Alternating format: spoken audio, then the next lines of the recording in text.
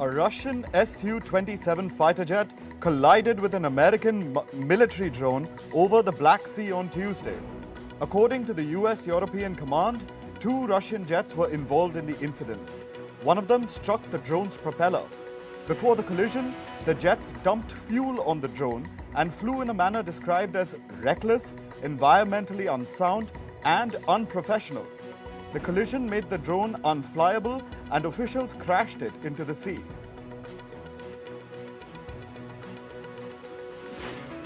Russia has said that its fighter jets did not cause the US drone to crash. Russia added that the US drone intruded in an area declared off limits. On the other hand, Washington has said that Russian fighter jets caused the drone to crash into the Black Sea.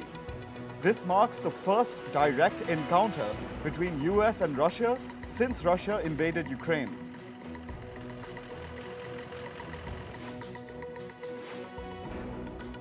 US and South Korea staged joint military drills. Troops of the two countries practiced building bridges to ferry armored vehicles and military equipment across the river. Around 400 soldiers participated. The two countries say that joint drills are necessary to deter North Korea. The drills come days after North Korea test-fired 2 strategic cruise missiles from a submarine.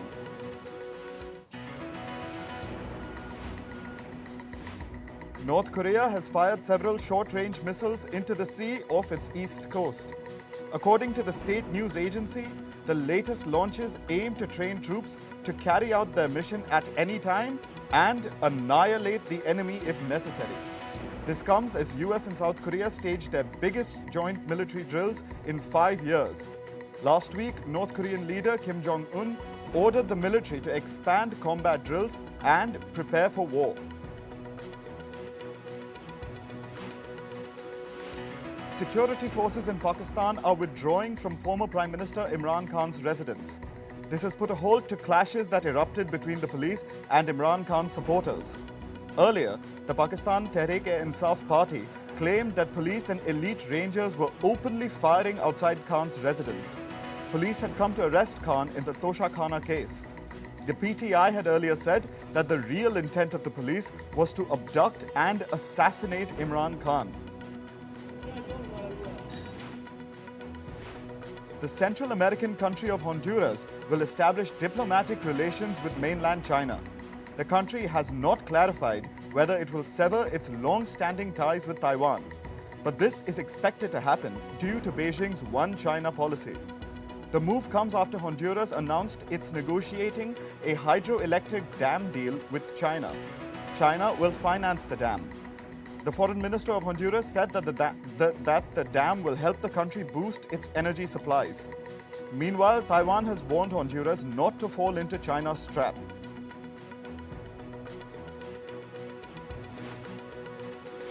Protests against a proposed judicial overhaul continue in Israel. People demonstrated outside the house of a Knesset member. His supporters arrived at the scene and threw eggs and fireworks at the protesters. Israeli Prime Minister Benjamin Netanyahu claims his judicial overhaul will restore balance between the branches of government. However, opinion polls show that his plan is unpopular and Israelis prefer a compromise. Syrian President Bashar al-Assad arrived in Moscow. This is his first visit outside the Middle East since devastating earthquakes hit Syria last month. He was greeted by the Russian Deputy Foreign Minister. Al-Assad will meet Russian President Vladimir Putin. The two leaders will discuss cooperation in political, trade, and humanitarian areas. An activist in Poland has been found guilty of supplying a pregnant woman with abortion pills. This is Poland's first such case. Poland has Europe's most restrictive abortion laws. All forms of abortions are banned in the country. The only exceptions include pregnancy caused by rape and incest. Abortion is also allowed if the mother's life is at risk. Australian Prime Minister Anthony Albanese is in the South Pacific island country of Fiji. He met his Fijian counterpart to discuss regional security. The meeting comes a day after Australia, the United Kingdom and the United States, the countries that form AUKUS, unveiled a nuclear submarine deal. Australia and Fiji are part of a nuclear-free zone treaty. The South Pacific is a region where the sensitivity over nuclear weapons is very high.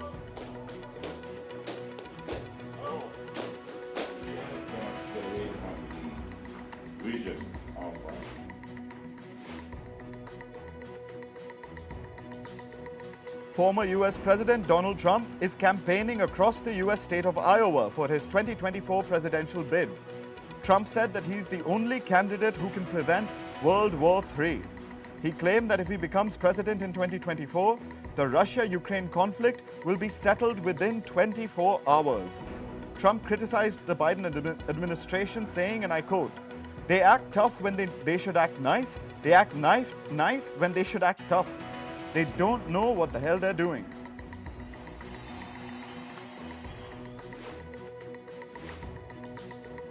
Peru's president has issued a red alert for the capital Lima and surrounding areas. This comes after the devastation caused by Cyclone Yaku. It unleashed torrential rains on the country. Nearly 60 people have lost their lives since the rainy season started. Authorities expect Cyclone Yaku to leave Peruvian territory over the next few days.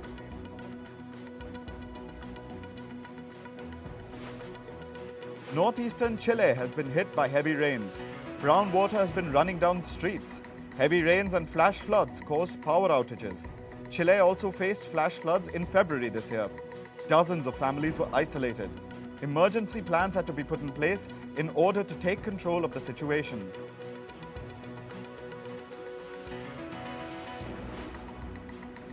Officials in California are monitoring roads, highways, and bridges for any damage caused by floods. The state has been witnessing a series of atmospheric river storms. Floodwaters from the Pajaro River spilled onto farmlands. This is after a levee broke over the weekend. A levee is a wall built beside a river that prevents flooding.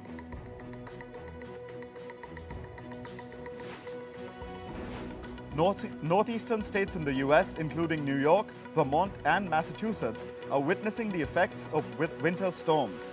As many as 267,000 homes and businesses were left without power. New York's governor declared a state of emergency for 37 counties. Wildfires burned through the Cuban province of Holguin. This is the same area where fire destroyed 2,000 hectares of forest and crops in February.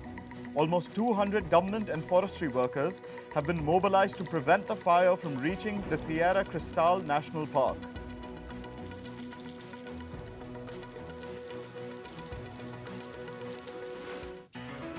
The South American country of Uruguay is witnessing a severe drought.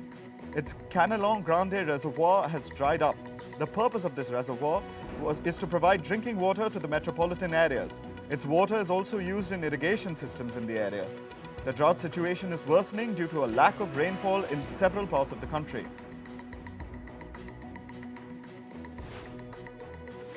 The intensity of extreme drought and rainfall has sharply increased over the past 20 years.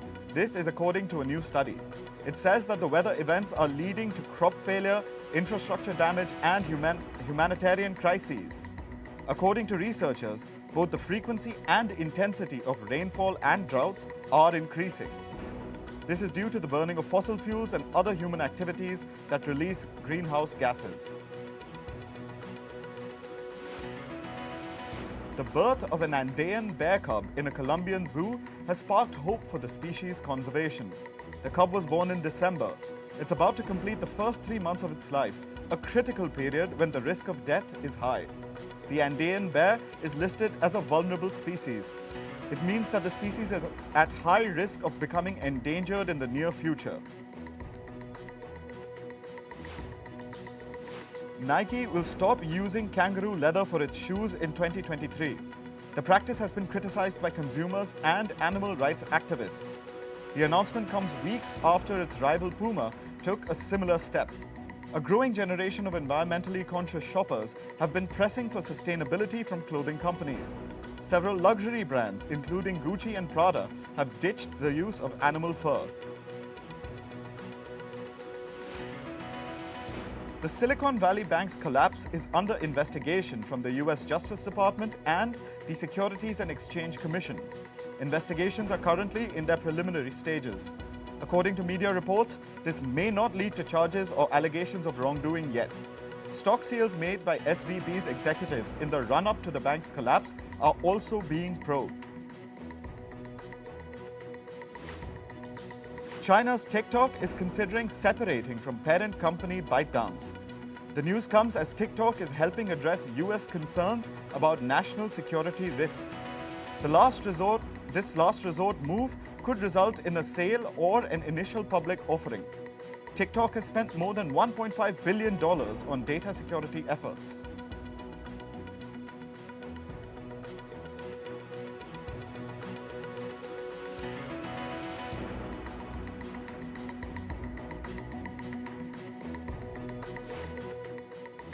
Artificial intelligence research lab OpenAI has released GPT-4.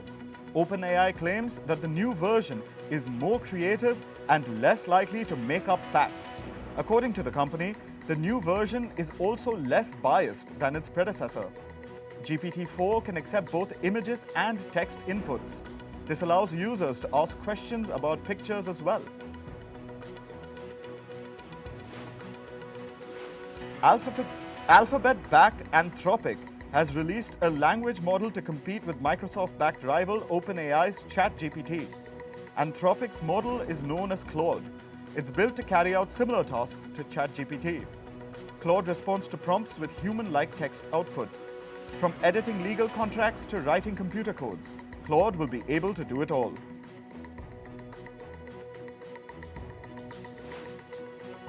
Tech companies and Wall Street firms are leading job cuts in corporate America.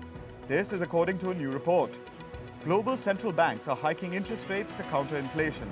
This is weighing on both consumer and corporate spending. As a result, between January and February this year, layoffs by US tech and Wall Street companies have touched the highest levels since 2009.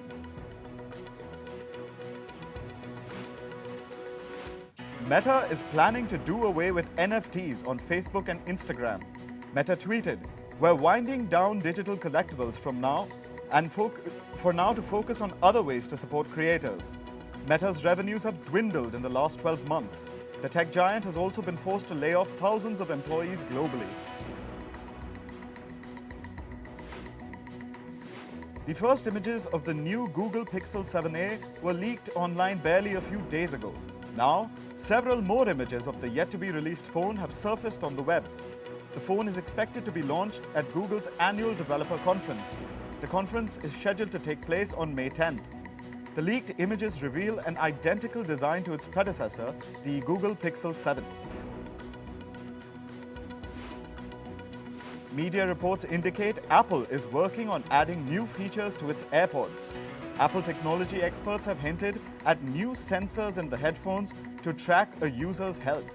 These new sensors could be added by 2025. Apple has reportedly been working on health monitoring sensors for Airpods since 2016. Nigeria launched a $672 million fund to support startups. The fund is set to cater to the tech and creative sectors. It will support people between the ages of 15 and 35.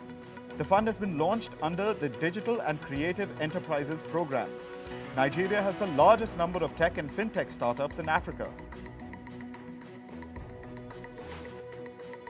At first glance, South Korean band Maeve looks like any other idolized K-pop band. But interestingly, this band only exists virtually. Its 4 members, Siu, Zena, Tyra, and Marty, live in the metaverse. Their songs, dances, interviews, and even their hairstyles are created by web designers and artificial intelligence. The band's almost human-like avatars are providing an early glimpse of how the metaverse is likely to evolve.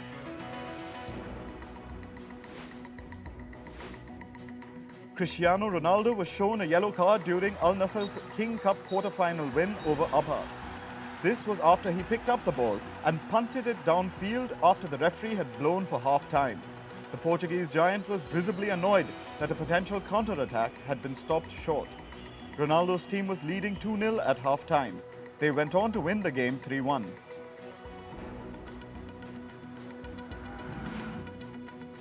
Erling Holland scored 5 goals as Manchester City destroyed RB Leipzig 7-0 in a Champions League match. The Norwegian striker has also broken City's record for the most goals in a season. He has scored 39 goals in the 2023 season so far. At just 22, Holland now has 33 Champions League goals in 25 appearances. Man City have now reached the Champions League quarterfinals for the 6th consecutive season. Liverpool manager Jurgen Klopp is clinging to the tiniest chance of reaching the Champions League quarterfinals this year. Klopp's side is looking to overturn a 5-2 deficit against reigning champions Real Madrid. The manager had earlier said it's over after the Spanish champions' first leg victory at Anfield.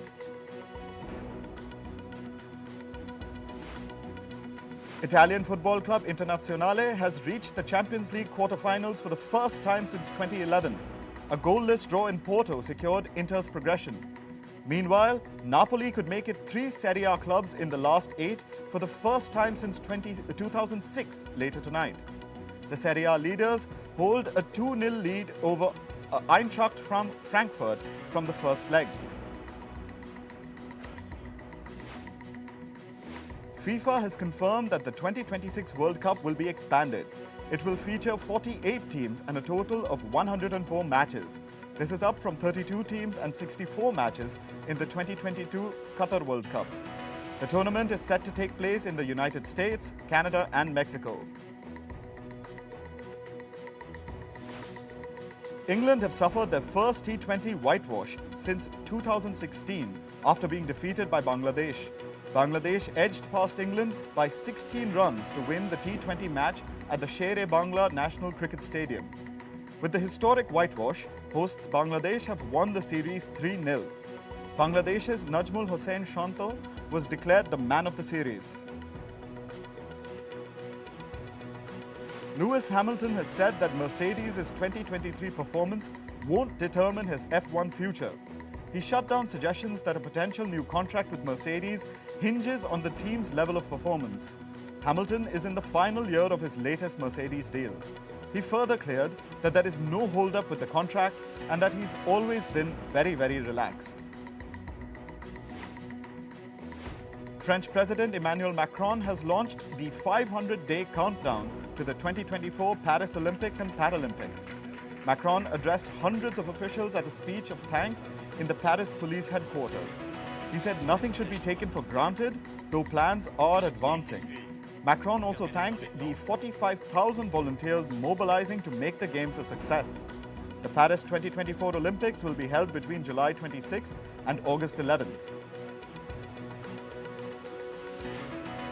In tennis, British number 1 Cameron Nori has reached the Indian Wells quarterfinals.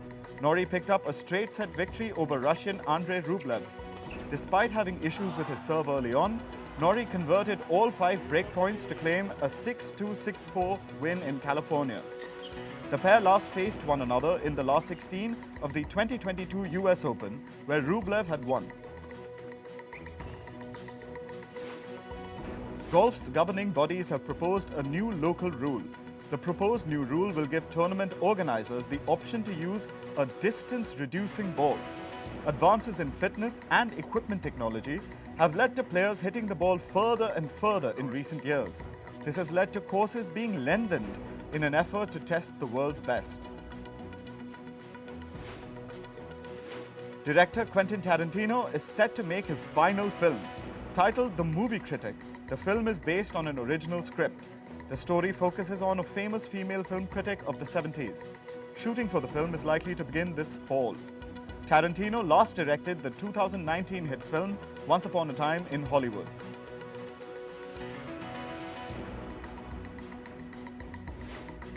Florence Pugh and Andrew Garfield are in talks for a romantic film. The Oscar-nominated actors plan to play leads in We Live in Time. John Crowley will direct the film and the script will be written by Nick Payne.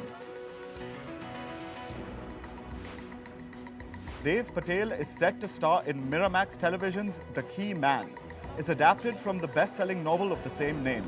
Patel will play disgraced Pakistani financier Arif Naqvi. He will also be an executive producer for the limited series. Miramax Television roped in the Indian origin British actor to ramp up its international content. The 21st Hong Kong Asia Film Financing Forum has announced 28 films for development at the Hong Kong International Film Festival Society. Nepal's Bhunte and India's White Snow are part of the selection. The films are seeking investors to fulfill budgets capped at about $168,000 and $230,000 respectively. Warner Brothers Studios Tour Tokyo, The Making of Harry Potter, will open on June 16th. This will be at an amusement park in Nerima, Japan. Exclusive sets, experiences and costumes are to be on display. The tour is expected to take around 4 hours. This will make it the largest indoor Harry Potter attraction in the world. It's also the first Warner Brothers Studio tour to open in Asia. Ticket sales will begin on March 22nd.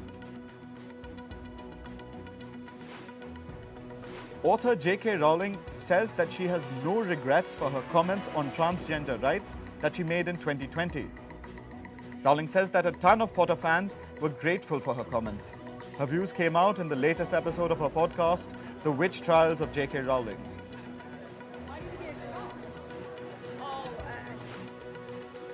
Netflix shuts down director Nancy Meyer's new film. Budget issues have been cited over the decision. Myers demanded $150 million, but Netflix capped it at $130 million. Had it been permitted, the budget would have made it the most expensive rom-com in Hollywood. Scarlett Johansson, Penelope Cruz, Michael Fassbender and Owen Wilson were eyeing major roles. Harvey Weinstein will not face trial for 3 remaining cases. The convicted sex offender is serving a combined sentence of 39 years. The 70-year-old begged for leniency in a Los Angeles court. Weinstein is searching for a new legal team to appeal his rape convictions. Actor Lindsay Lohan is pregnant with her first child. The 36-year-old announced it in an Instagram post. It featured a baby onesie with the words "coming soon." Lohan got married last year and currently resides in Dubai.